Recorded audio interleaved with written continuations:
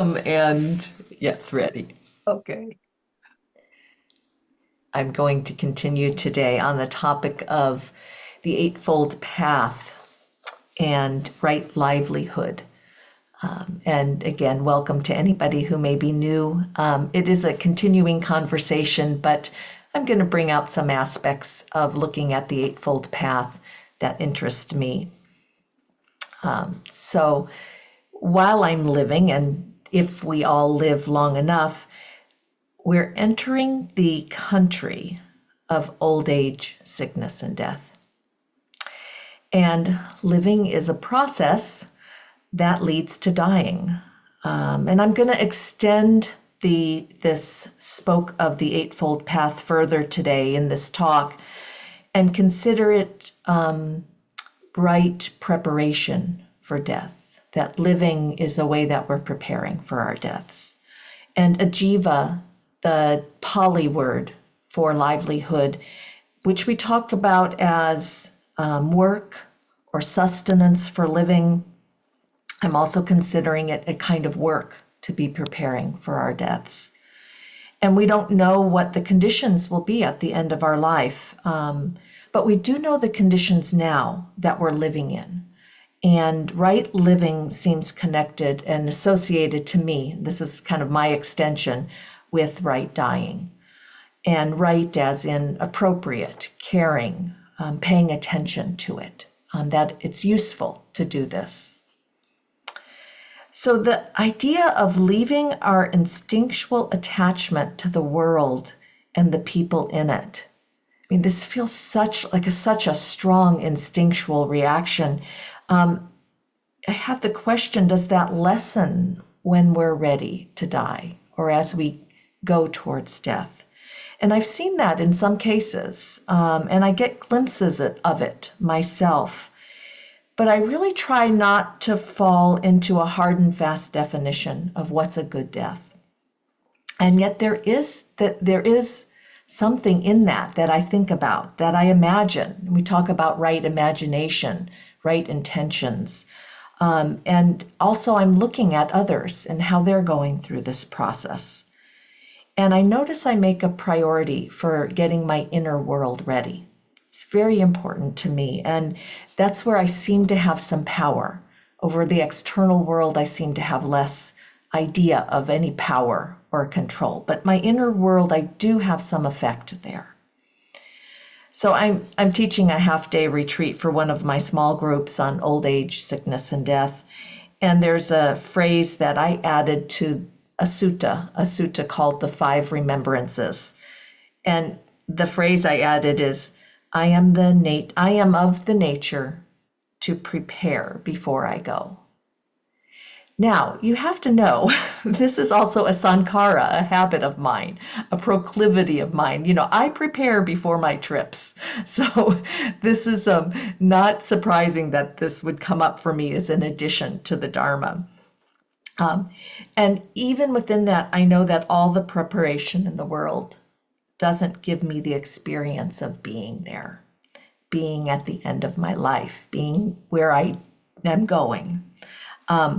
But listening to my elders, to people in my family, to you all in my Sangha, does seem to be a way I'm preparing. And it keeps up my energy and curiosity. And this kind of work doesn't feel so hard.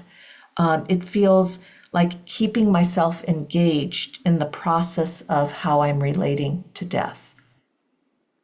So in early Buddhism, one of the monastic practices for right living and dying is to look at corpses, to basically see the bodies that don't have life. And from what I could tell, it's mostly people that they don't know. They would go to morgues. But this would be a way to develop a tolerance to our instinctual discomfort and wear away our disgust or discomfort at seeing a dead body. And the intention is also to become more neutral and equanimous with death. In reflective meditation, we haven't adopted that practice, but we really honor that when it comes up in our lives.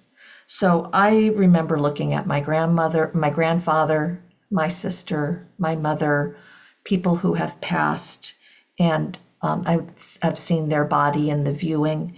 And those experiences are still teaching me about dying. They're still with me and they come up. They're not absent, not something that I'm glossing over or just trying to get past. And I remember many years ago, I heard about a Dharma teacher, Joko Beck, who some of you have studied with and had been a dear friend, that she had dementia before she died. And at that time, I thought, how could that happen to a Dharma teacher? And I look back now and I go, God, that was such a naive thought. Like, what was I thinking? Like, if you become enlightened, you don't have dementia. Or there is just some kind of very simplistic, young thinking about it. But at the time I was talking about it because this is what we do in Buddhist practice. You know, dying is part of what we talk about while we're living. Somebody suggested that maybe it was time for her to have rest, that she had worked very hard her whole life, teaching the Dharma, working with others, that maybe it was a time for her mind to wander, for her to have some rest from the work. And I appreciated that perspective. It felt right. So you know that feeling of when something just feels right. So in American culture, the end of life, and this is kind of my perspective, it has become an industry. This is what I've seen, and we are paying much more attention to it, and that so in some ways it's become this industry that's goes too far, and in other ways it feels like, oh, finally we're paying some attention to this. We've created advanced directives, instructions to do or to not resuscitate, trusts and wills. And I can now become a part of a retirement community just by turning 60 a few years ago.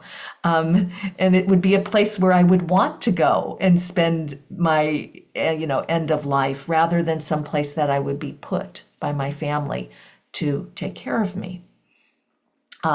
So there are many more options. And this is what I'm seeing, while old age still has a high degree of invisibility in our culture, it has also benefited a lot from the attention we're paying to it. So the Eightfold Path of Buddhism really directs us to look at how we live and how we die. And this is how I'm looking at livelihood today. Finding appropriate caring for our end of life. I can still become really emotional about death and dying. Mine and others. I know I will care about the end of your lives, and likely you'll care about mine, especially those who know me and have spent time with me, just as I with you. Our practice of reflective meditation and talking about our experience and really trying to find the Dharma in it. What happened when we meditated? Where is some of my understandings about life and death? How am I languaging them? That has a big influence on my intentions for my end of life. Having someone with me towards the end, to be able to say goodbye, to be able to connect and have words of encouragement with a final letting go. That feels really important to me. And to be able to connect before I go, before I disappear. So I will end here. And we'll